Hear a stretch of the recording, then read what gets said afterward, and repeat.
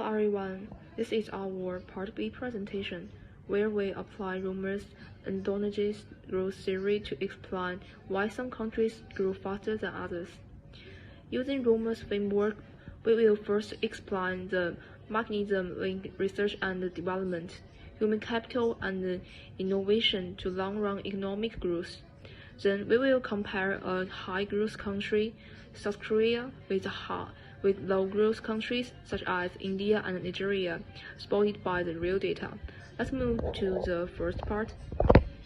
First, according to Paul Romer's endogenous growth theory, long-term economic growth does not stem from external technological shocks, but rather from the sustained investment in knowledge and innovation within the economic system.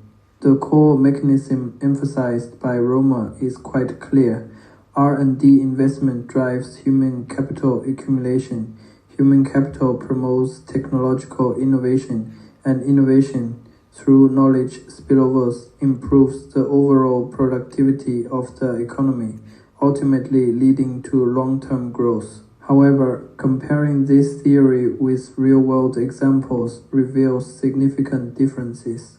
In high-growth countries, governments and businesses continuously invest in R&D and higher education, making technological progress an endogenous process rather than relying on external imports.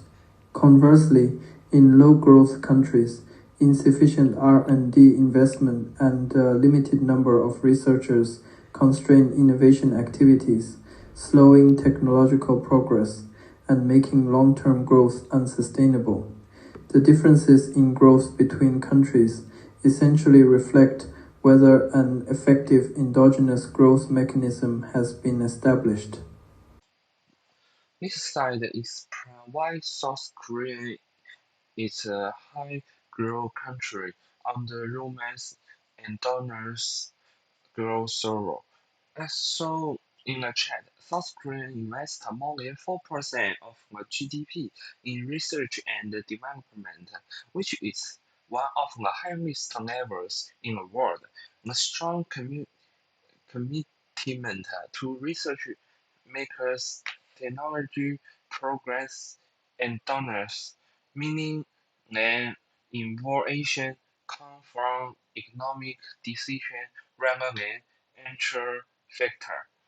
In addition, South Korea places a greater emphasis on higher education, especially in science and engineering, which create a large pool of skilled engineers and researchers.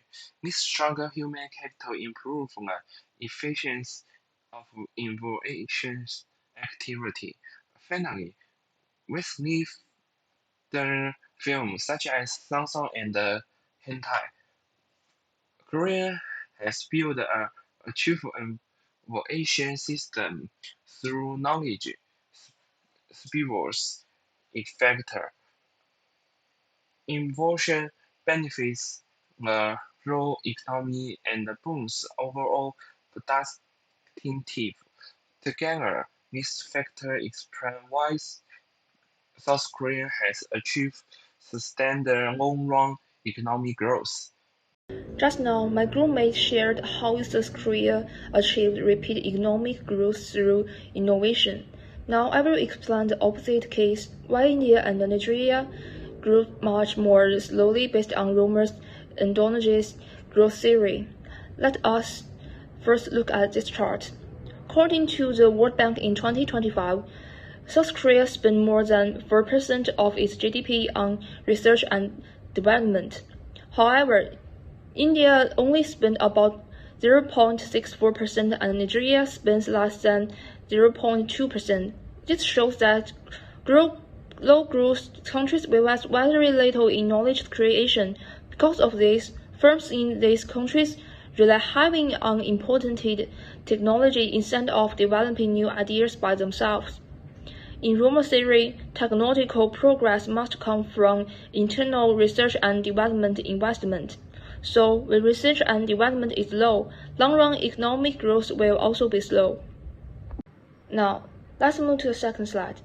The UNESCO Institute for Statistics in 2024 reports that both India and Nigeria have a very low number of researchers per million people, far below the global average. This means that although these countries have large populations, only a small proportion are treated in science, engineering, and research. As shown in flowchart, low research and development leads to fewer researchers. Fewer researchers leads to the weak innovation, and the weak innovations leads to slow productivity growth and low long-run economic growth. To conclude, the cases of India and Nigeria clearly spot Roma's endogenous growth theory. Without strong investment in research and development and human capital, countries will remain trapped in a low growth cycle. Leading analysis demonstrates the strong explanatory power of Romer's endogenous growth theory. In reality, high-growth countries, exemplified by South Korea, have cultivated sustained innovation capabilities through long-term, high-proportion R&D investment and a strong emphasis on human capital. Technological progress continuously drives productivity growth, leading to stable long-term economic growth. In contrast, low-growth countries like India and Nigeria suffer from insufficient R&D investment, a limited pool of researchers and highly skilled personnel, resulting in weaker innovation capabilities.